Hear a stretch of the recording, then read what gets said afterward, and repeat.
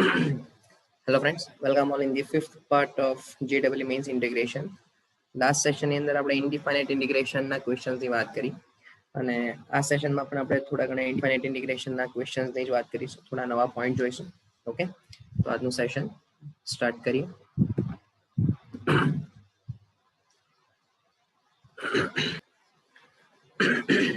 તો આજના સેશનનો જે ફર્સ્ટ ક્વેશ્ચન છે, મેં તમને ઇન્ટિગ્રેશન આપ્યું છે 2x square plus 3dx upon x square minus 1 into x square minus 4. હવે આપણને બધાને આંશિક અપૂર્ણાંકની એક મેથડ ખબર છે, બરાબર? કે આંશિક અપૂર્ણાંકની અંદર એક પર્ટિક્યુલર કેસ આવે કે જેમાં જો બધી જ ઘાત યુગ્મ હોય તો સરળતા ખાતર x સ્ક્વેર બરાબર t લેવું. આ આદેશ નથી લેતા આપણે માત્ર સરળતા ખાતર t લઈએ છીએ, બરાબર? તો હવે મારું ટર્મ શું થઈ જશે? twice t plus 3 upon t minus 1 ને t minus 4, બરાબર?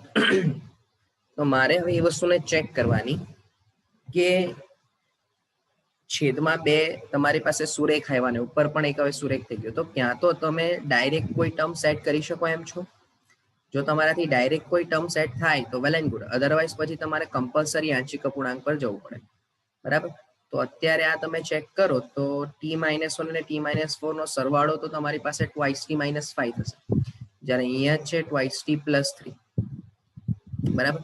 એટલે અત્યારે તમને ડાયરેક્ટ કોઈ ટર્મ સેટ થવાનું નથી. તો હવે આમાં આપણે શું કરી શકીએ? તો કે કમ્પલસરી મારે t minus 1 અને t minus 4 જ લેવું પડશે.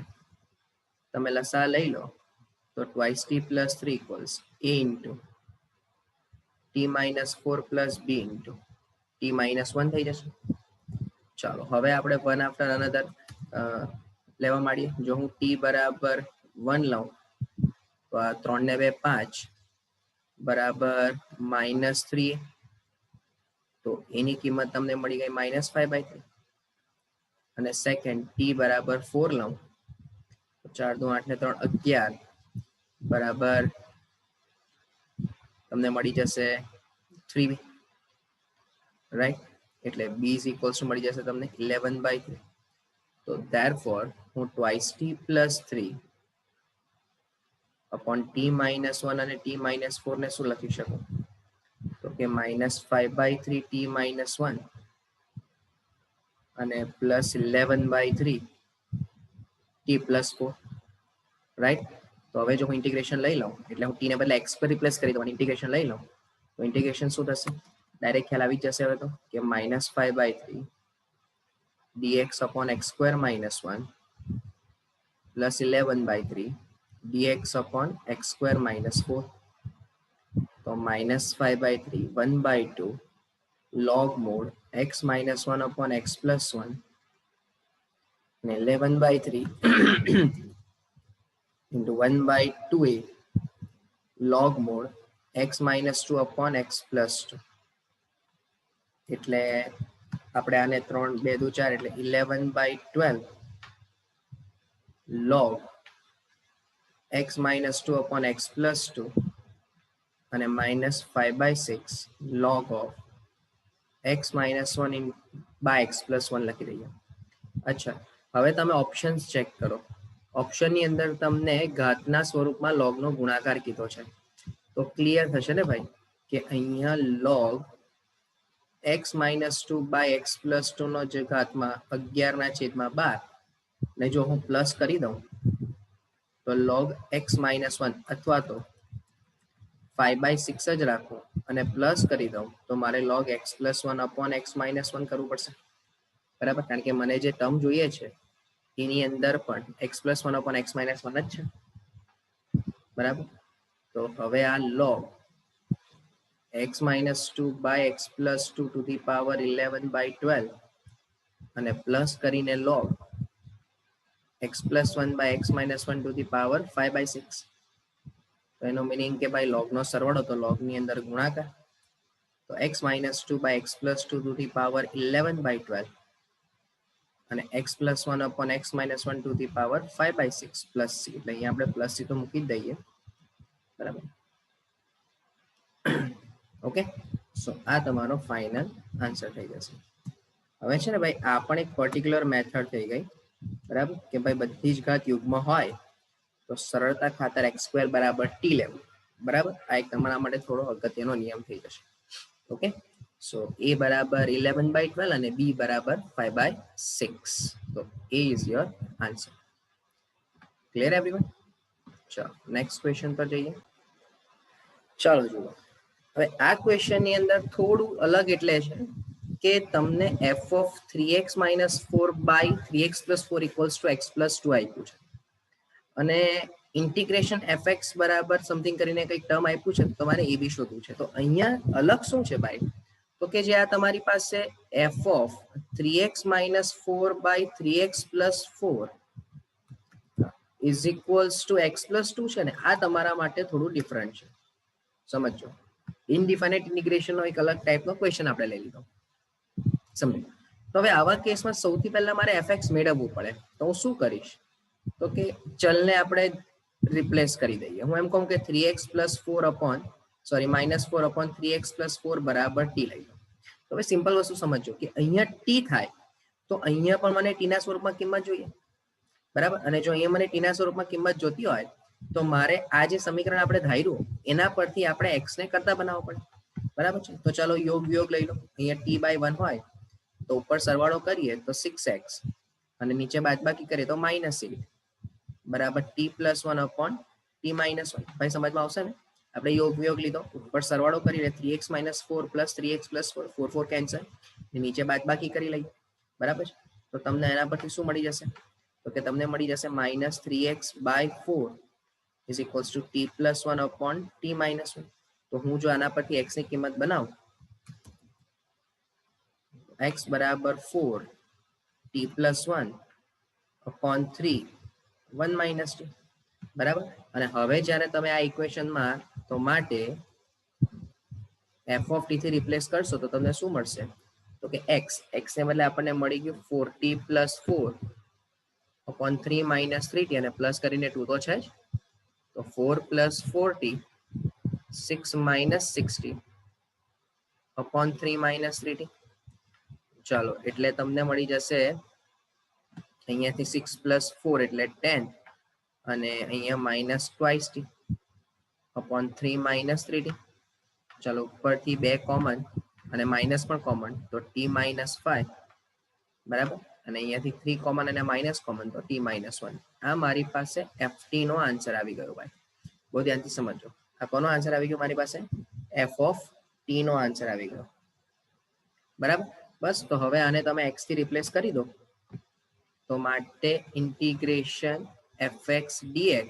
હવે આપણને બધાને જ ખબર છે કે સંકલન ચલ પર આધારિત નથી, તો fx ને બદલે હું સીધું 2x minus 10 upon 3x minus 3 dx લખી જ શકું છું ભાઈ. હવે આ તમારી માટે કેવું ટર્મ થઈ ગયું, બરાબર. આ તો તમારા માટે હવે એકદમ કોમન ટર્મ થઈ ગયું ભાઈ, લિનિયર બાય લિનિયર. તો એક કામ કરીએ ને, આપણે 2 ને બહાર જ લઈ લઈએ, x minus 5 અને 3x minus 1 dx. ચાલો તો છેદ વિભાજન જ આપી દઈએ સીધું, બરાબર, કે 2/3 ટર્મ સેટ કરવું પડશે તો x minus 1 અને -4 divided by x minus 1 dx.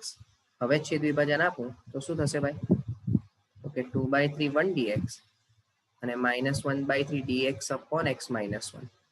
તો માટે હવે સંકલન કરી નાખો તો 2x/3 -8/3 log માનાંકમાં x minus 1 plus c.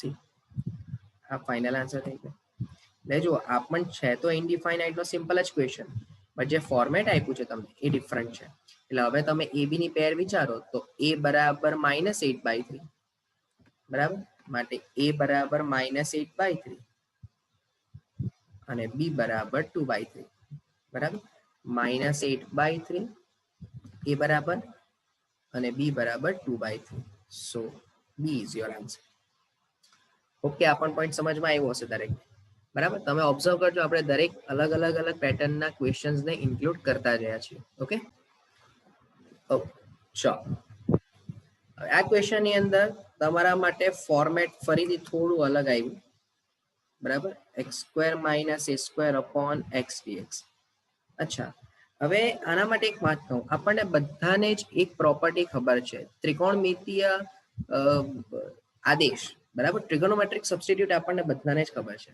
હવે જો અહીંયા એક્સ સ્ક્વેર માઇનસ એ સ્ક્વેર હોય, ટ્રિગોનોમેટ્રિક સબસ્ટિટ્યુટ શું કહેતું હતું કે જો ચલ માઇનસ હોય એટલે કે રૂટમાં એ સ્ક્વેર માઇનસ એક્સ સ્ક્વેર હોય તો તમારે એક્સ બરાબર એ સાઇન થીટા લેવું પડે, બરાબર.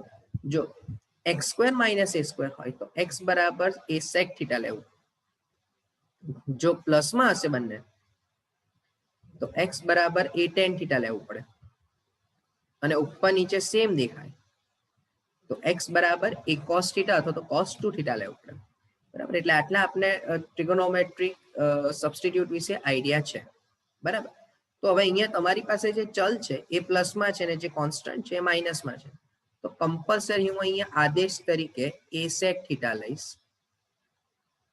એટલે x is equals to a sec theta into dx is equals to sec theta tan theta d theta. Okay, ચાલો તો આના પરથી આપણને sec theta ની કિંમત મળી જશે, શું આવશે, x by a આવશે.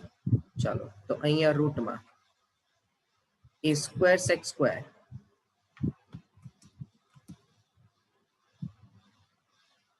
minus a square upon a sec theta અને ઇન્ટુ કરીને a sec theta tan theta d theta.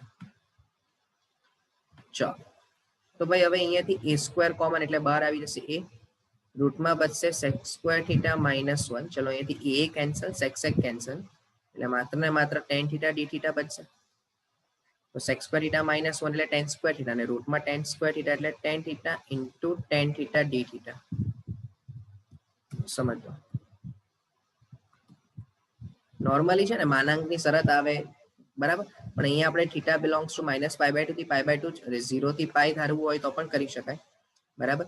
અને એના અકોર્ડિંગ પ્લસમાં જ આન્સર આવશે, કારણ કે બીજો કોઈ ઓપ્શન અત્યારે આપણી પાસે એક્સની કોઈ એવી પર્ટિક્યુલર કન્ડિશન આપી નથી. નોર્મલી હોવું જોઈએ કે એક્સ ગ્રેટર દેન એ, તો હું બે શરત લઈ શકું કે ભાઈ 0 થી પાઈ બાય 2 અલગ અને પાઈ બાય 2 થી પાઈ અલગ, પણ અત્યારે એવા કોઈ ઓપ્શન આપણી પાસે છે નહીં, બરાબર. તો આપણે એની વિશે બહુ વધારે ચર્ચા કરવાની જરૂર નથી.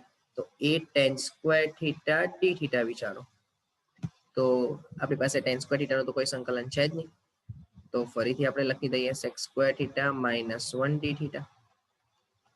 તો હવે તમે વિચારો કે a sec સ્ક્વેર થીટાનું સંકલન એટલે tan થીટા અને minus a theta plus c, અને હવે થીટાની કિંમતો મૂકવા માંડીએ તો a, ચલો sec થીટા તમને મળી જશે, પહેલા જ આપણે ચર્ચા કરી x બાય a, તો tan થીટાને બદલે આપણે મૂકી દઈએ રૂટમાં sec સ્ક્વેર થીટા માઇનસ 1 અને minus a tan theta plus c. તો a રૂટમાં ચલો sec સ્ક્વેર થીટાની કિંમત છે x square by a square minus 1 minus a sec inverse x by a plus c. પણ તમે ઓબ્ઝર્વ કરો તો તમારો જે આન્સર છે એ tan ના ફોર્મેટમાં છે, બરાબર. તો સિમ્પલ થઈ ગયું ભાઈ અહીંયા કે આ જો હું લસા લઈ લઉં તો x square minus a square by a square, વર્ગમૂળની બહાર a સ્ક્વેર એટલે a, તો અહીંયા રૂટમાં x square minus a square થઈ જશે, અને અહીંયા માઇનસ સેક ઇનવર્સ ને બદલે tan ઇનવર્સ કરવું હોય, બરાબર, તો tan ઇનવર્સ આ થઈ જશે તમારું કર્ણ, બરાબર, અને આ જે થઈ જશે એ થઈ જશે પાસેની બાજુ. ઓકે, તો સામેની બાજુ થઈ જશે રૂટમાં x square minus a square, તો તમારો જવાબ આવી ગયો રૂટમાં x square minus a square. Triangle લઈને ચેક જ કરી લઈએ, બરાબર. સેક હોય તો કર્ણ ના છેદમાં પાસેની બાજુ, રાઈટ એવરીવન. તો આના પરથી તમને અહીંયા મળી જશે x square minus a square, તો રૂટમાં x square minus a square by a, એ તમારો આન્સર થઈ જશે tan ઇનવર્સ, બરાબર. એટલે રૂટમાં x square minus a square upon a plus c, આ તમારો final answer equals to i. સો કે આ પણ પોઈન્ટ આપણને ઇઝીલી ક્લિયર થઈ જશે. ઓકે, એટલે ટ્રિગોનોમેટ્રિક સબસ્ટિટ્યુટના રિલેટેડ પણ આપણે ક્વેશ્ચનની ચર્ચા કરી લીધી. ક્લિયર? ચાલો નેક્સ્ટ પર જઈએ. હવે એકચ્યુઅલી છે ને આ ક્વેશ્ચનમાં થોડું પ્રિન્ટિંગ રોંગ થયું હતું, એટલે ઇક્વલ્સ ટુ કરીને એક આખો આન્સર આવે છે, એના પરથી અનનોન ની વેલ્યુ શોધવાની છે. પણ આપણે એ વસ્તુ ભૂલી જઈએ તો આપણે વિચારીએ કે આપણી પાસે એક ઇન્ટિગ્રેશન કરીને આવો સવાલ છે કે cosec square x upon cosec x plus cot x raised to 9/2 dx. બરાબર, આપણે આવો વિચારીએ કે આ ઇન્ટિગ્રેશન છે ને મારે આને સોલ્વ કરવું છે. આ જ સેમ કન્ડિશન તમને sec અને tan ના ફોર્મેટમાં પણ આવી શકે કે sec સ્ક્વેર x ના છેદમાં sec x plus tan x dx આ પણ આવી શકે. બરાબર, તો હવે તમારે થોડું આને ધ્યાનથી વિચારવું પડે કે હવે આમાં શું કરી શકાય. બરાબર, સાઇન કોસમાં ફેરવવાનો વિચાર અત્યારે આપણે નહીં કરી શકીએ કારણ કે તમને જે જવાબ આપેલો હશે એટલે કે ઇક્વલ્સ ટુ કરીને જે ટર્મ હશે એ બી મારા ખ્યાલ પ્રમાણે કોસેક અને કોટના સ્વરૂપમાં જ હશે. તો આની અંદર આપણે સૌથી પહેલા એક કામ વિચારીએ કે આ જે કોસેક સ્ક્વેર એક્સ છે એની બાજુમાં જે 1 હોય તો 1 ને બદલે હું કોસેક સ્ક્વેર એક્સ માઇનસ કોટ એક્સ લખી શકું ને, કોટ સ્ક્વેર એક્સ ના છેદમાં cosec x plus coat x two the power 9/2 dx. તો અહીંયાથી કોસેક સ્ક્વેર એક્સ, ચલો આના ભાગ પડે cosec x minus coat x into cosec x plus cot x divided by cosec x plus cot x to the power 9/2 dx. અચ્છા, એક એક cancel કરી લઈએ ને અહીંયાથી cosec x into cosec x ની સાથે cosec x minus cot x dx સાથે રાખો અને ઉપર નીચેથી કે cosec x plus cot x cancel કરીએ તો અહીંયા 1 પાવર છે ને અહીંયા 9/2 છે તો તમને છેદમાં મળી જશે cosec x plus cot x ની 9/2 minus 1 એટલે કે 7/2. હવે બહુ ધ્યાનથી સમજો, હું છેદ બરાબર ધારો કે cosec x plus cot x બરાબર t લઈ લો તો cosec x નું સંકલન થઈ જાય માઇનસ cosec x. બરાબર,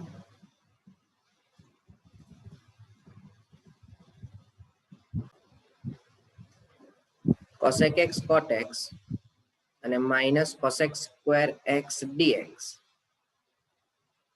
બરાબર dt. એક ટર્મ થોડું આપણાથી ખોટું થઈ ગયું, ખોટું એટલે જરૂર નહીં હતી એમ. એક કામ કરો ને આને એઝ ઇટ ઇઝ જ રાખો, અહીંયા છે ને કેન્સલ નથી કરવું આપણે. બરાબર, પણ આપણે ખાલી સરળતા માટે એવું વિચારી લઈએ અહીંયા આપણે cosec પ્લસ cot તો પ્લસમાં જ રાખીએ. બરાબર, અહીંયા 9/2 પણ કરી જ દઉં.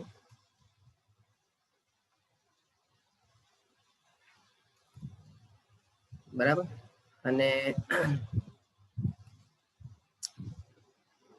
અહીંયા જો એટલે આમ કહેવા માંગુ છું કે અહીંયા આપણે ટેક માઇનસ કોટ તો રાખીએ જ. બરાબર, અને સાથે અહીંયા cosec x પ્લસ cot પણ રાખીએ કારણ કે આપણું જે ડેરિવેટિવ છે તે જ સેટ થાય છે. સમજો?